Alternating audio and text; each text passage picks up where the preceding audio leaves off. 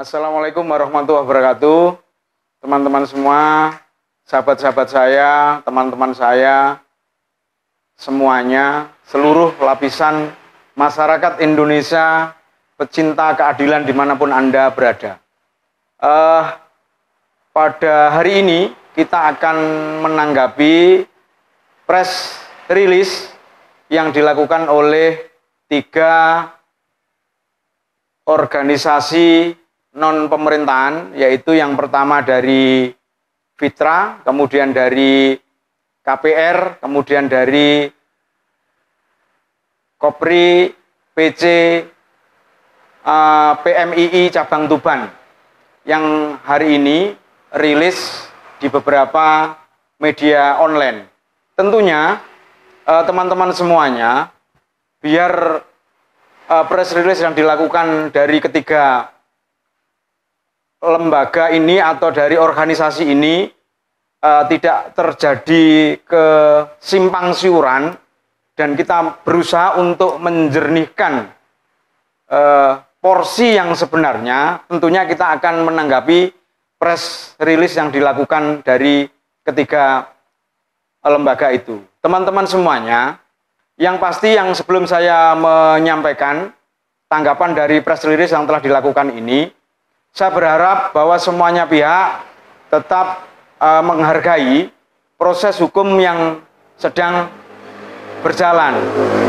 Kita semuanya memberikan kesempatan kepada penyidik untuk melakukan penyelidikan dalam perkara ini, sehingga penyidik kita berikan waktu untuk bekerja dalam mengumpulkan alat bukti dalam perkara ini. Kalau kita menanggapi atau sekilas membaca, mencermati dari apa yang disampaikan press release yang disampaikan oleh ketiga organisasi tersebut adalah terlalu menghiperbolik dari fakta yang sebenarnya, kemudian berusaha untuk menggiring. Nah, ini harapan saya tidak ada penggiringan opini, sehingga hukum ini benar-benar kita tegakkan setegak-tegakkan. Kita sepakat bahwa supremasi hukum ini kita tegakkan yang sebenar-benarnya, tidak ada penggiringan opini.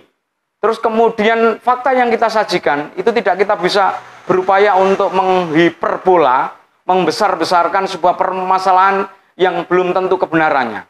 Yang pertama yang perlu saya tanggapi berkaitan dengan press release ini adalah berkaitan dengan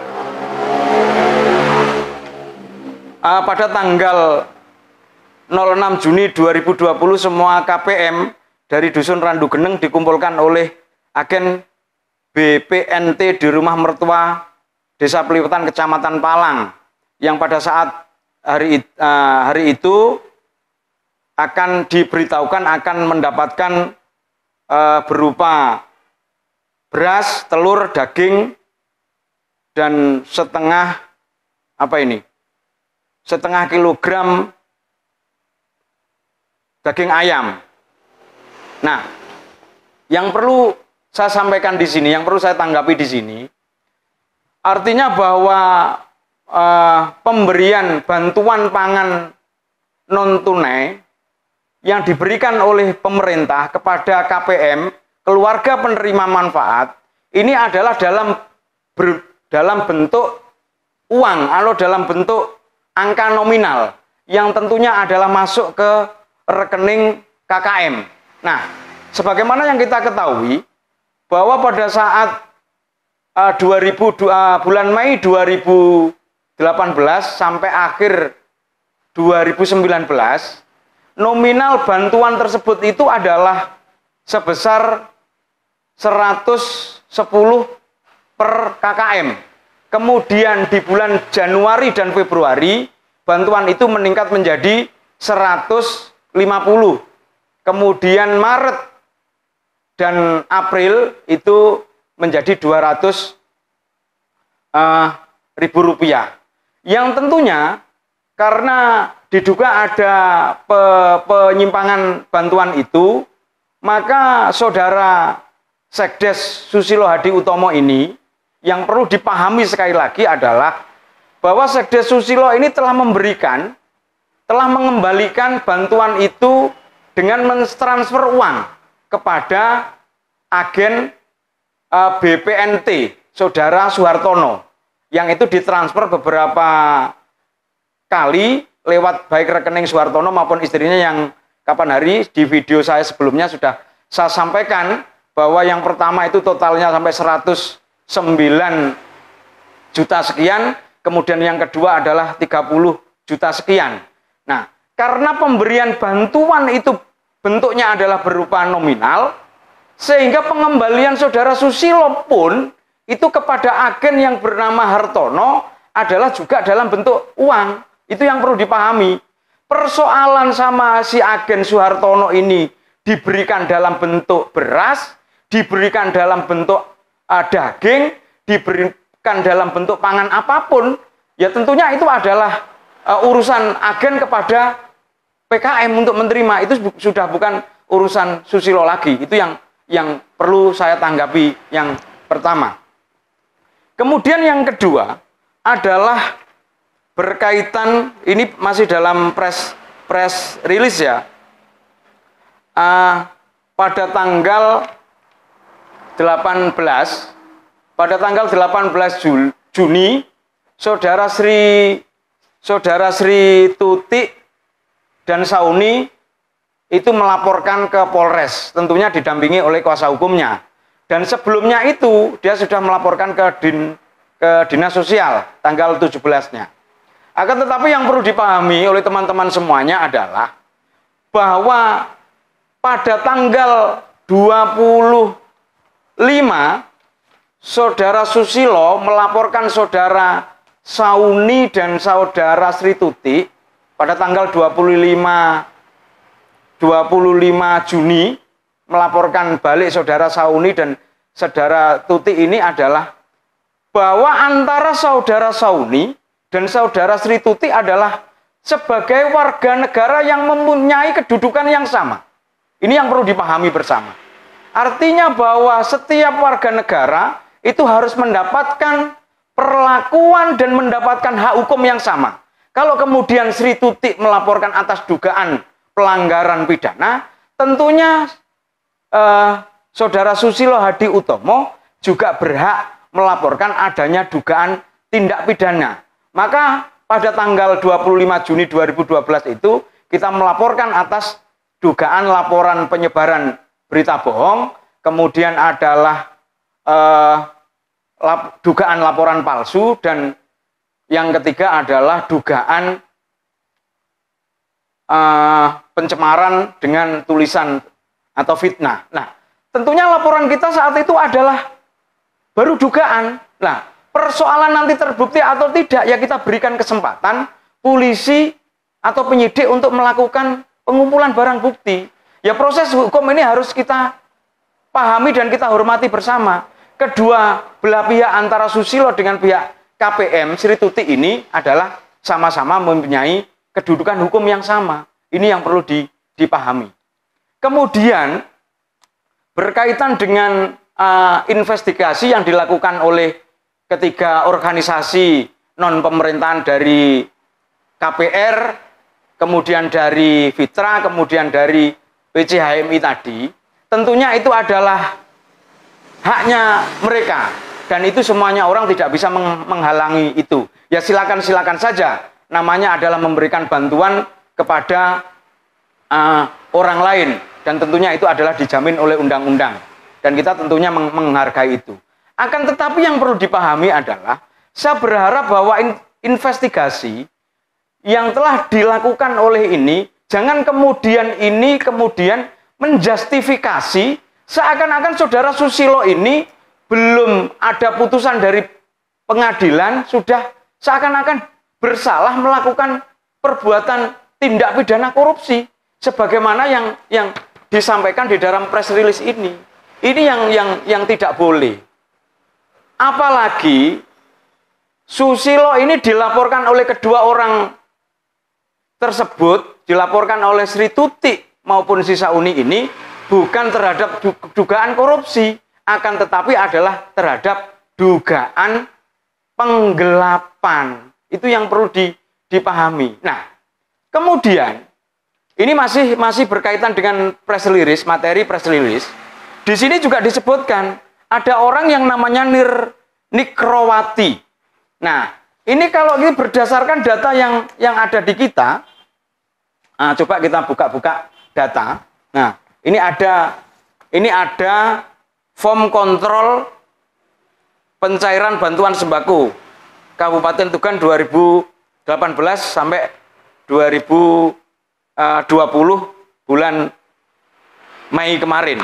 Nah, ini semuanya ada. Setelah kami cek di sini, setelah kami cek dengan rekan-rekan yang lain tadi, Nikrawati itu tidak termasuk sebagai PKM. Nah, kalau kemudian dia memberikan informasi, hendaklah memberikan informasi yang betul-betul valid, informasi yang betul-betul benar, tidak kemudian memperbesar permasalahan, kemudian memperhiperbolik permasalahan ini yang tidak sesuai dengan fakta yang sebenarnya. Nah, di sana dia menceritakan menurut press release ini bahwa dari beberapa KPM ini, terutama Sri Tuti dan Sauni, setelah kita laporan balik, dia setelah ditanya oleh dari tim investigasi beberapa organisasi tadi, itu katanya selalu kalau ada orang gemetaran, sering lemas, kemudian jatuh sakit, trauma, ketakutan. Lah, ini kan sebuah penggiringan opini yang luar biasa menurut saya. Karena bagaimanapun kalau terjadi permasalahan psikologi berkaitan dengan ini, sekarang harus dijelaskan biar perkara ini tidak bias. Siapa yang pernah mengintimidasi? Apakah Susilo pernah mengintimidasi? Apakah kepala desa pernah mengintimidasi? Apakah keluarga Susilo pernah mengintimidasi atau menanggut-tangguti kepada KPM ini? Tidak pernah. Kalau memang pernah mengintimidasi, coba tunjukkan buktinya mana. Kalau dia merasa psikologisnya terganggu, kejiwaannya terganggu, merasa ketakutan, merasa gemetaran, merasa lemas, dan lain sebagainya, tentunya mereka ini kan nggak punya kompetensi untuk mengukur itu. Mestinya kalau mereka menyatakan seperti itu, ini harus menurunkan tim psikolog atau psikiater. Apakah memang betul mereka itu terjadi seperti itu? Kalau memang betul terjadi seperti itu, apa yang menyebabkannya? Karena sampai sejauh ini, baik aparat penegak hukum manapun, tidak pernah mengkriminalisasi terhadap perkara ini. Tentunya polisi juga sangat baik, dan saya memberikan apresiasi yang luar biasa, sudah menjalankan fungsinya dengan baik, telah berusaha menggali fakta-fakta yang sebenarnya, kemudian mengumpulkan alat bukti dan lain sebagainya. Kalau kemudian si Nikrawati ini menceritakan ada 4 KPM yang disebutkan di sini adalah Miss Nam, kemudian Wasiani, Tasmiah, dan Adem. Ini pernah jatuh sakit, kemudian nanti kalau dibawa ke pengadilan sampai proses ini berlanjut, takut kepada pengadilan, nanti khawatir salah, bingung untuk menjawab pertanyaan dari pengacara, pertanyaan dari hakim. Ini kan sebuah penggiringan opini yang tidak benar. Kalau mereka memberikan keterangan apa adanya, sesuai dengan fakta yang sebenarnya, tidak ada yang perlu ditambah-tambahi, dibohongi. Kenapa mereka takut? Karena ini adalah demi mengungkap sebuah kebenaran, gitu loh. Makanya saya berpesan, kita ini mengungkap kebenaran, jangan kemudian malah melanggar aturan hukum. Kalau dia memang memberikan keterangan kepada penyidik apa adanya, membantu penyidik untuk menemukan alat bukti, ya tentunya kalau misalkan nanti proses ini sampai ke pengadilan, ya tentunya mereka harus memberikan keterangan apa adanya. Tidak perlu kemudian ada penggiringan opini seakan-akan dari pihaknya Susilo ini mengintimidasi, menakut-nakuti. Kalau memang terjadi seperti itu, silakan laporkan. Kalau memang tidak betul, berarti patut diduga Nikrowati ini telah memberikan informasi yang tidak benar alias bohong kepada ketiga lembaga yang melakukan investigasi tadi. Karena saudara Susilo, keluarganya maupun pihak manapun tidak pernah melakukan intimidasi, tidak pernah melakukan menakut-nakuti. Kalau sekali lagi mereka merasa ketakutan, mereka selalu was-was, sampai linglung, jatuh sakit, itu silakan dibuktikan. Jangan kemudian menyimpulkan dengan sendirinya. Nanti yang memeriksa adalah ahli dari psikologi atau dari psikiater. Tidak kemudian disimpulkan sepihak yang sudah menggiring persoalan yang semacam itu. Nah, kemudian yang terakhir yang perlu saya tanggapi adalah berkaitan dengan masih keterangan si Nikrowati. Katanya di sini bahwa Susilo ini telah memakan hak warga miskin dan dikatakan sebagai korupsi bantuan yang seharusnya diberikan warga. Sekali lagi, asas praduga tidak bersalah ini harus dijunjung tinggi. Kita harus memberikan dan menghargai penyidik telah bekerja untuk memproses dan menangani persoalan ini. Apalagi yang perlu dipahami bersama oleh teman-teman dan seluruhnya, oleh warga semuanya, bahwa dugaan yang dilaporkan di dalam perkara ini adalah dugaan penggelapan. Gitu loh, bukan korupsi. Kalau kemudian ini dia menjustifikasi seperti itu kesimpulan dari mana? Apalagi yang perlu diingat adalah bahwa Susilo ini telah mengembalikan bantuan mulai tahun 2018 sampai bulan April atau Mei 2020 kemarin ini diberikan kepada si Hartono. Nah, sesuai dengan kesepakatan yang telah dibuat oleh Menteri Dalam Negeri, kemudian Kejaksaan Republik Indonesia dan Polri pada tanggal 28 Februari 2018, PKS yang berupa PKS perjanjian kerjasama itu sangat jelas. Di dalam pasal 7 itu sangat jelas bahwa yang termasuk kesalahan administrasi adalah jika tidak ada kerugian negara. Apalagi kalau kemudian kerugian negara itu setelah dilakukan audit oleh tim inspektorat maupun BPK atau BPKP, ternyata ada kerugian negara. Itu pun masih diberikan kesempatan waktu dua bulan untuk mengembalikan. Dan ini laporan itu belum diproses, Saudara Susilo ini sudah mengembalikan itu. Sehingga semua pihak harus menghargai proses yang berjalan ini, tidak berupaya menggiring opini, apalagi menyampaikan kabar yang patut diduga tidak benar, yang tentunya itu akan berisiko hukum, gitu loh. Manakala memberikan kabar yang tidak sesuai dengan fakta yang sebenarnya. Sekali lagi, teman-teman, sahabat semuanya, warga masyarakat, yang tentunya bahwa perkara ini adalah sudah menjadi ranah hukum dan telah melalui proses, yaitu proses hukum yang sekarang ini masih penyidikan yang dilakukan oleh polisi. Tentunya semua pihak sekali lagi harus menghargai itu. Tidak boleh kemudian menyimpulkan sendiri-sendiri. Apalagi belum ada keputusan pengadilan yang berkekuatan hukum tetap. Tidak boleh kemudian dikatakan Susilo ini sudah bersalah begini-begini dengan melanggar perbuatan ini dan lain sebagainya. Nah, oleh karenanya sekali lagi bahwa kita jangan sampai melakukan penggiringan opini yang kemudian malah justru menyesatkan